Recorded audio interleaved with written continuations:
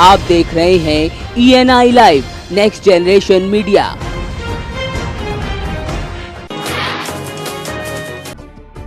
कुशीनगर में पूर्व मंत्री राधेश्याम सिंह ने सरकार द्वारा सुरक्षा हटाने के निर्णय का विरोध करते हुए अपनी जान का खतरा जाहिर किया है। पूर्व मंत्री राधेश्याम सिंह ने कहा है कि प्रदेश में जब भाजपा सरकार बनी है उनका उत्पीड़न हुआ है। पूर्व मंत्री का कहना है कि कई बार उन पर जानलेवा हमला हो चुका है, जिसे देखते हुए सरकार ने वाई श्रेणी की सुरक्षा दी थी।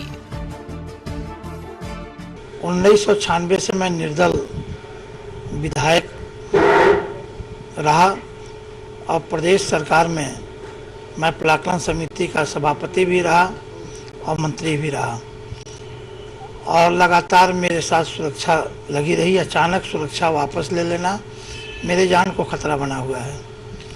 हमारी मांग है महामहिम राज्यपाल से कि मेरे सुरक्षा का मुकम्मल इंतजाम किया जाए, अन्यथा अगर मेरी हत्या होती है तो उत्तर प्रदेश की सरकार जिम्मेदार होगी। बीजेपी के राष्ट्रीय अध्यक्ष अमित शाह के कार्यकारी सचिव राकेश मिश्रा की माता के देहांत होने से बीजेपी के बड़े नेता महोबा जनपद के ग्राम धवर्रा पहुंच रहे हैं। इसी के चलते विधानसभा अध्यक्ष हृदय नारायण दीक्षित भी महोबा पहुंचे, जहां उन्होंने ग्राम धवर्रा जाने से पहले PWD गेस्ट हाउस में पत्रकारों से बात की। उन्होंने पत्रकारों के सवालों का जवाब देते हुए कहा कि बुंदेलखंड के विकास के लिए सरकार अलग से विचार कर रही है। बुंदेलखंड के बारे में अलग से लगातार विचार होता रहा और बहुत प्राथमिकता में बुंदेलखंड है। बुंदेलखंड की आदरणीय जनता ने और जनता के विवेक से ये सिद्ध हुआ है कि सारी सीटें एक ही पक्ष को गई, तो निश्चित रूप से बुंदेलखंड की समस्याओं का समाधान और बुंदेलखंड की विशिष्ट प्रकार की चुनौतियां हैं उनका समाधान और अतिरिक्त रूप से बुंदेलखंड की सेवा सद्भाव ये सत्ता पक्ष की कार्यसूची में है। महोबा में बेहतर स्वास्थ्य सेवाओं के लिए आमरण अनशन कर रहे बुंदेली समाज के संयोजक तारा पाटकर समेत उनके 4 साथियों को पुलिस ने अनशन से उठाकर जिला अस्पताल के ICU वार्ड में भर्ती करा दिया। अनशनकारियों को कड़ी पुलिस सुरक्षा में रखा गया है, साथ ही आम लोगों से उन्हें नहीं मिलने दिया जा रहा, जिससे लोगों में रोष है।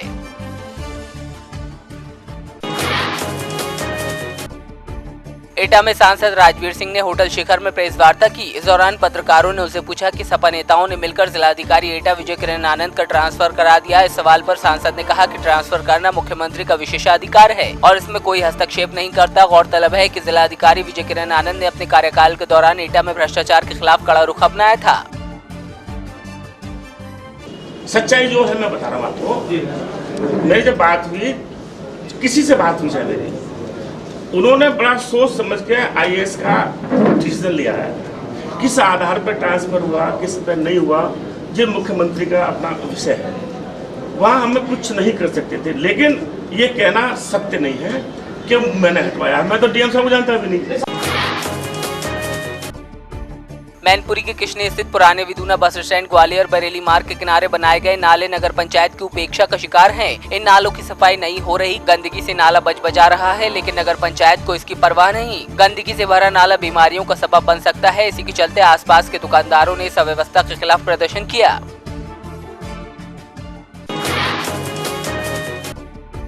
प्रदेश में योगी सरकार बनते ही हिंदू संगठन सक्रिय हो गए हैं। इसी के चलते हिंदू महासभा के प्रदेश कार्यकारी अध्यक्ष प्रांशु जोशी अपने समर्थकों के साथ राम मंदिर निर्माण का प्रण लेकर अयोध्या के लिए ट्रेन से रवाना हुए। उनका साफ कहना था कि राम मंदिर के लिए उन्होंने सालों से लाठी डंडे खाए हैं, लेकिन अब ऐसा नहीं होगा।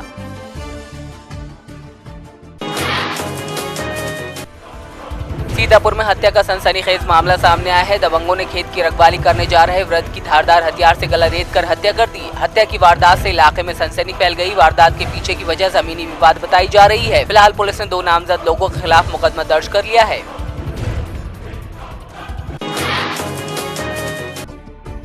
यूपी में सपा का सदस्यता अभियान शुरू हो गया है। इसी के चलते बांदा में सदस्यता अभियान जोरों पर है। अभियान के जरिए पार्टी कार्यकर्ता घर घर जाकर जनता को पार्टी की नीतियों को समझाएंगे और उन्हें सदस्यता दिलाई जाएगी।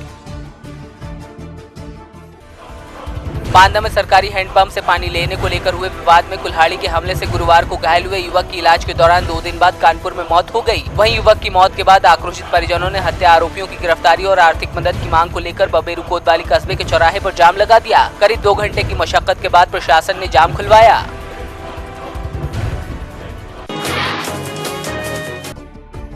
हाथरस के चंदप्पा कोतवाली इलाके के गांव खेड़ा पारसोली में एक नाबालिग के साथ रेप का मामला सामने आया है। 15 वर्षीय नाबालिग के साथ गांव के ही 27 वर्षीय युवक ने रेप की वारदात को अंजाम दिया। पीड़िता की मां का कहना है कि मामले की शिकायत पुलिस से की तो पुलिस आरोपी को थाने ले आई, जहां आरोपी को रात भर थाने में बंद रखा और सुबह होते ही आरोपी को छोड़ दिया गया। महिला का आरोप है कि उसे सादे कागज पर पुलिस ने दस्तखत करवा लिए।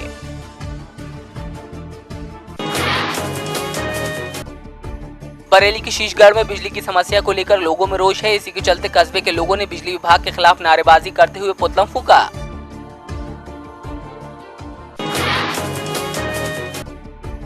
ग्राम विकास मंत्री पंकजा मुंडे सोलापुर पहुंची। यहां उन्होंने कहा कि ग्रामीण क्षेत्रों में ज्यादा से ज्यादा विकास होना चाहिए। तो वहीं उन्होंने यहां एक बैठक में हिस्सा लिया जो करीब 4 घंटे तक चली। इस दौरान पालक मंत्री विजय कुमार देशमुख समेत सामाजिक न्याय मंत्री दिलीप कांबले और जिला परिषद अध्यक्ष संजय शिंदे भी मौजूद रहे। पण या विभागामधल्या नवीन योजना ज्या आम्ही सुरू केल्या नुसत्या सुरू नाही केल्या तर त्या राबवल्या सुद्धा। उदाहरण द्यायचं झालं तर जलयुक्त शिवारसारखी योजना अतिशय प्रभावीपणे राबवली। दुष्काळामध्ये त्याचं फार मोठं एक काम आपल्याला बघायला मिळालं। मुख्यमंत्री ग्रामसडक योजनेसाठी योजना आम्ही सुरू केली नाही तर एका वर्षामध्ये 2,500 किलोमीटर रस्ते सुद्धा त्याच्यामधून आम्ही पूर्ण केले आणि 2019 पर्यंत आम्ही 30,000 किलोमीटरचे रस्ते पूर्ण करणार आहोत। स्मार्ट ग्रामसडक योजना आहे तुमच्याही आता आपल्या सगळ्या तालुक्यांमध्ये स्मार्ट ग्राम निवडले गेलेले आहेत। आपण आदर्श गावासारखी योजना राबवतो। सुमतीबाई सुप्रीकर ही बचत गटांना 0% व्याज देण्याची संकल्पना आहे।